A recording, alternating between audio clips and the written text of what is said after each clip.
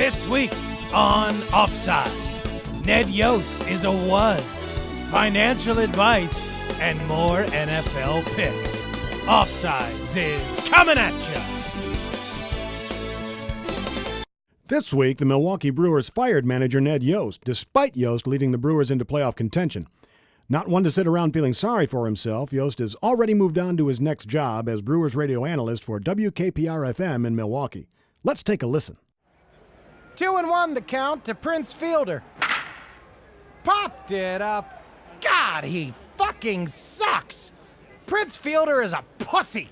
I'd rather have Sarah Palin as my vice president than Prince Fielder up to bat in a crucial situation. Give me Sarah Palin up to bat. Such a fucking pussy. Milwaukee Brewers baseball is brought to you by Fond du Lac sausages. If you get fired and don't know what to do with the rest of your life, Fond du Lac sausages will make everything all right.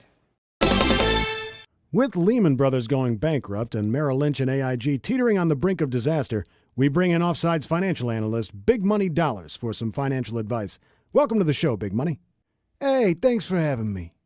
Big Money, in these troubled times, what should people invest their money in? All right, I got 3 words for you. Cocaine, tigers, and bitches. You see, no matter what's happening on Wall Street, cocaine is always going to be a good mover for you. It's going to be popular in the high fashion district all the way down to some of your more urban areas, capiche? So if you got a bunch of cocaine in your house right now, you ain't worried about no recession or depression or whatever the fuck they want to call it. On a lot of levels, you're a pretty happy guy. Which brings me to point 2, tigers. Now, tigers, they're just cool as shit.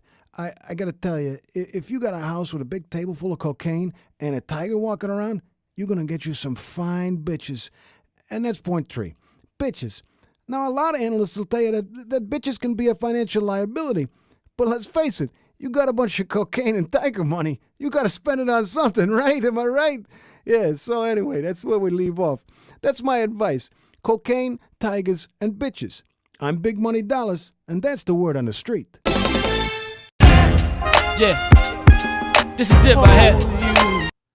Picks, yeah, picks, straight up picks. Chiefs get 5.5 against the rookie QB Ryan. Atlanta fans will miss their dog killer and go home crying. Raiders get 10 at the Buffalo Bills. McFadden will keep them in the game and give the crowd OJ-like thrills without the stabbing.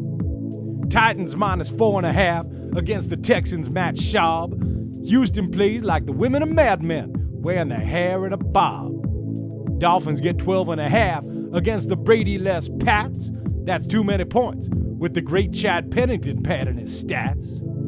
Vikings minus 3.5 against Carolina.